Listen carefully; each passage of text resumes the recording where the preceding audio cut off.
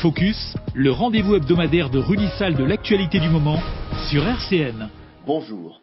À l'occasion de l'inauguration de l'ambassade américaine à Jérusalem, les Palestiniens de Gaza, contrôlés par le Hamas, ont lancé une offensive contre Israël, tendant à franchir la frontière en force et de manière violente.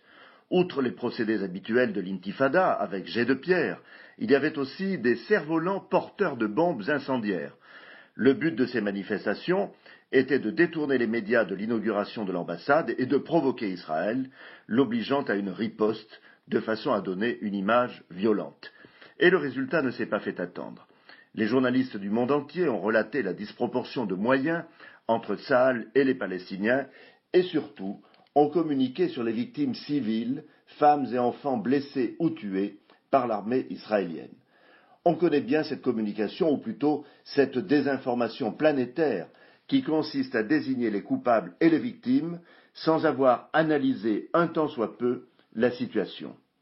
Le préalable est qu'il faut dire clairement que les Palestiniens, se targuant d'un droit au retour, ont décidé d'entrer illégalement en Israël en franchissant la frontière.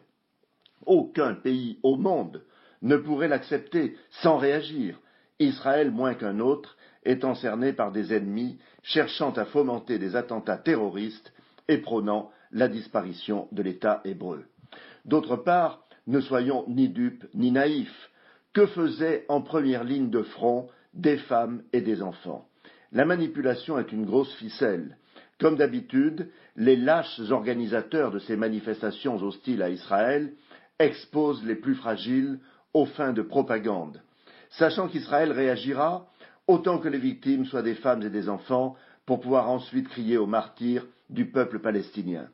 Cela fait des décennies que la propagande palestinienne procède de cette façon et que la presse est dupe ou complice. Je ne suis ni dupe ni naïf. La multiplication de ces procédés ignobles, organisés par le Hamas, ne respectant aucune valeur humaniste et ne reculant devant aucune horreur pour faire passer son message de victimisation, me révolte et m'engage chaque jour davantage à soutenir Israël. Ce pays partage nos valeurs. Ce pays croit aux droits de l'homme, à la justice, au progrès. Le Hamas, à contrario, partage les combats menés par tous les mouvements terroristes qui ensanglantent le Moyen-Orient, l'Europe et sèment la mort dans le monde. Quelle que soit la propagande diffusée par certains journalistes, ne nous laissons pas abuser, battons-nous sans relâche pour que vive la vérité. Focus, le rendez-vous hebdomadaire de Rudy Sall de l'actualité du moment sur RCN.